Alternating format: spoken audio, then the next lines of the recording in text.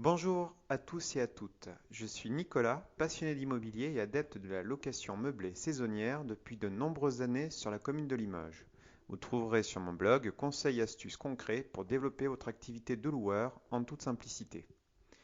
Pour faire suite à la précédente vidéo concernant les raisons pouvant motiver un investisseur pour faire de la location saisonnière, je veux aborder dans cette vidéo la différence entre la location classique et la location saisonnière.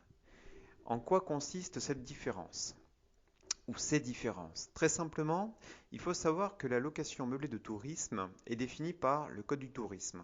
Plus particulièrement, ce qui en définit le champ d'application, c'est l'article D324-1 du Code du tourisme.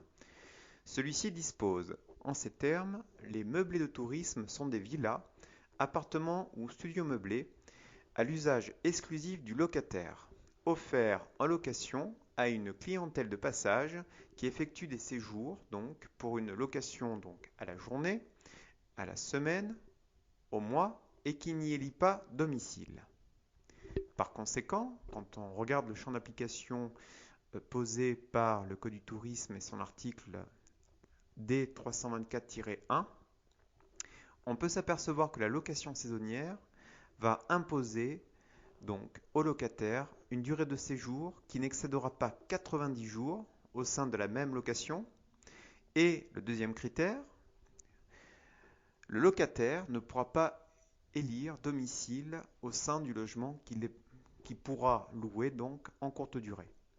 Ceci se différencie de la location nue ou meublée à l'année, dans laquelle le locataire va pouvoir, quelle que soit la durée de location, donc au-delà de 90 jours, eh bien, y élire domicile.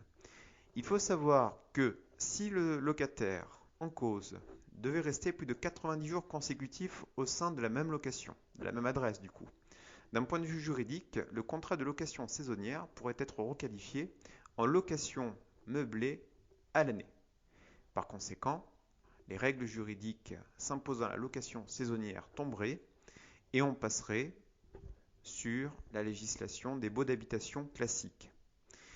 C'est la raison pour laquelle il faut faire très attention à ne jamais proposer au même locataire une durée de séjour de plus de 90 jours. Et bien entendu, de faire à chaque fois que vous pouvez un contrat de location pour éviter tout débordement juridique à ce niveau-là. Et tout abus par rapport à un locataire qui souhaiterait se maintenir dans les lieux plus que le contrat de location le dispose en termes de durée. Donc j'espère que cette petite différence vous aura permis de bien comprendre la nuance qu'il y a entre une durée de location saisonnière, pour une location de courte durée, de la journée à la semaine ou au mois, et les différences avec la location nue ou meublée à l'année. Voilà. Donc n'hésitez pas à partager ce podcast ou cette vidéo, n'hésitez pas également à la commenter et à poser toutes les questions que vous pourriez avoir sous celle-ci dans YouTube. Et je vous invite à nous suivre donc sur locastus.com pour la publication de prochains podcasts ou prochaines vidéos. Je vous souhaite une agréable fin de journée.